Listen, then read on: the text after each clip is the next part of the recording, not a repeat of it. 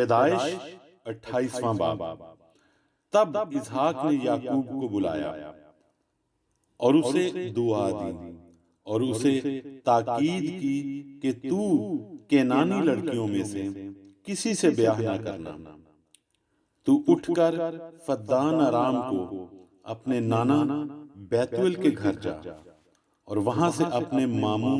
لابن کی بیٹیوں میں سے ایک کو بیاہ لا،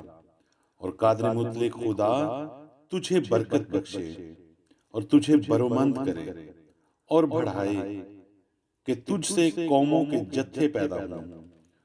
اور وہ ابراہیم کی برکت تجھے اور تیرے ساتھ تیری نسل کو دے، کہ تیری مسافرت کی یہ سرزمین جو خدا نے ابراہیم کو دی تیری میراث ہو جائے۔ سو اسحاق نے یعقوب کو رخصت کیا اور وہ فدان ارام میں لابن کے پاس،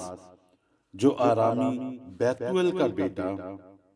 اور یعقوب اور عیساؤ کی ماں ربکا کا بھائی تھا، گیا۔ پس جب عیساؤ نے دیکھا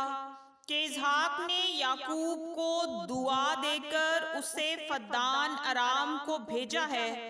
تاکہ وہ وہاں سے بیوی بیاہ کر لائے،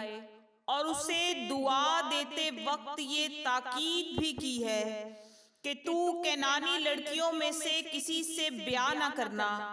اور یعقوب اپنے ماں باپ کی بات مان کر فدان ارام کو چلا گیا۔ اور عیساؤ نے یہ بھی دیکھا کہ کینانی لڑکیاں اس کے باپ اسحاق کو بری لگتی ہیں، تو عیساؤ اسماعیل کے پاس گیا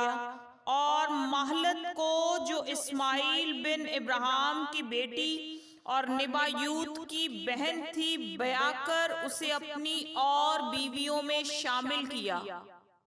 اور یعقوب بیر سبا سے نکل کر ہاران کی طرف چلا اور ایک جگہ پہنچ کر ساری رات وہیں رہا، کیونکہ سورج ڈوب گیا تھا، اور اس نے اس جگہ کے پتھروں میں سے ایک اٹھا کر اپنے سرہانے دھر لیا اور اسی جگہ سونے کو لیٹ گیا۔ اور خواب میں کیا دیکھتا ہے کہ ایک سیڑھی زمین پر کھڑی ہے اور اس کا سرا آسمان تک پہنچا ہوا ہے، اور خدا کے فرشتے اس پر سے چڑھتے اترتے ہیں، اور خداوند اس کے اوپر کھڑا کہہ رہا ہے کہ میں خداوند تیرے باپ ابراہیم کا خدا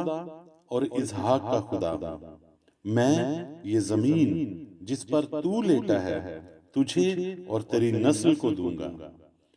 اور تیری نسل زمین کی گرد کے ذروں کی مانند ہوگی، اور تو مشرق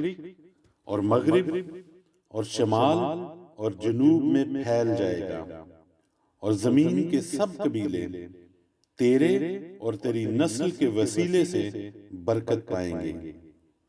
اور دیکھ میں تیرے ساتھ ہوں، اور ہر جگہ جہاں کہیں تو جائے تیری حفاظت کروں گا،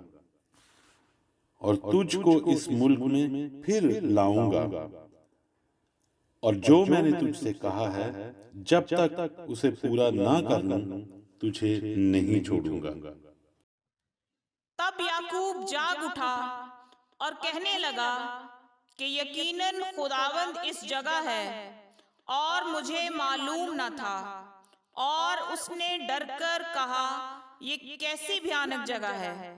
سو یہ خدا کے گھر اور آسمان کے آستانے کے سوا اور کچھ نہ ہوگا۔ اور یعقوب صبح سویرے اٹھا اور اس پتھر کو جسے اس نے اپنے سرہانے دھرا تھا لے کر ستون کی طرح کھڑا کیا، اور اس کے سرے پر تیل ڈالا، اور اس جگہ کا نام بیتل رکھا، لیکن پہلے اس بستی کا نام لوز تھا۔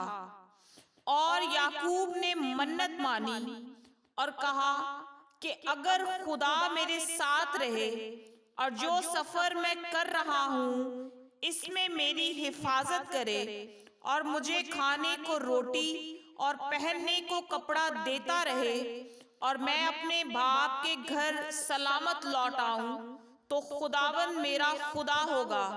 اور یہ پتھر جو میں نے ستون سا کھڑا کیا ہے خدا کا گھر ہوگا، اور جو کچھ تو مجھے دے